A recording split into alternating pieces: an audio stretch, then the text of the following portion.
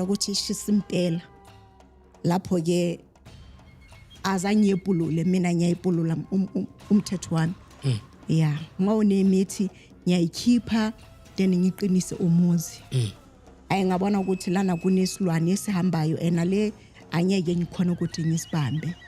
yeah then ngasebenza umuzi ngabanikeza imithi ukuthi baqhela ngaphakathi